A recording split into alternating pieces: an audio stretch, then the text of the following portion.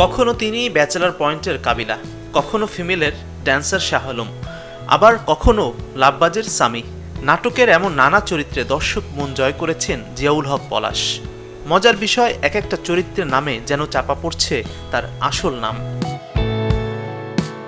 বেশ কয়েক মাস হলো নতুন কোনো কাজের খবর নেই এই পলাশ। কেন এই নীরবতা? প্রশ্ন করতেই মিলেছে উত্তর। দিলেন নতুন কাজের খবর।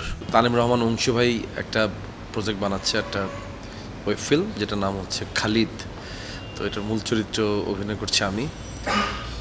তো ওইটারই একটা প্রস্তুতি চলতেছে আর কি। ওইটার প্রস্তুতির অংশ হিসাবে একটা ট্রেনিং পার্ট চলতেছে এখন আমার। সো ওইটার মধ্যে দিয়ে আসি আর কি।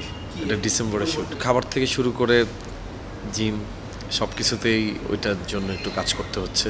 তো এটার প্রডিউসার থাকবেন আমাদের আগ্রহীদের মুন্না ভাই। পলাশকে নিয়ে নির্মাণে যেমন আগ্রহ আছে নির্মাতাদের, তেমনি তার কাজ দেখার অপেক্ষায় থাকেন দর্শকরাও। তারপরও কেন পর্দায় কম আসেন এই অভিনেতা, জানালেন নিজেই। আমি যদি মাসে 20টা নাটক করতাম হয়তো আমার এই সুযোগটা হইতো না। আর 20 নাটক আমি আসলে করতে চাইও না। আমি চাই যে একটা প্রজেক্ট করব, ওইটার জন্য আমি একটু সময় দিব, সময় দিলে একটা ভালো প্রজেক্ট করব।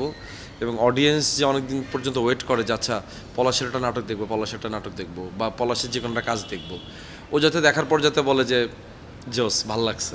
ছোট পর্দার জনপ্রিয় এই অভিনেতা নিয়মিত পাচ্ছেন বড় পর্দায় কাজের প্রস্তাব, তবে তাতে দিচ্ছেন না সাড়া।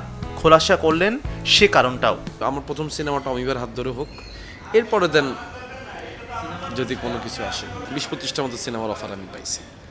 আমার কাছে মনে হয়েছে কোনোটা তো মনে হয়েছে যে এটা না করলেও জীবনে কিছু যায় আসবে না। আবার কোনোটাতে মনে হয়েছে যে ইস, করতে পারলে খুব ভালো হইতো।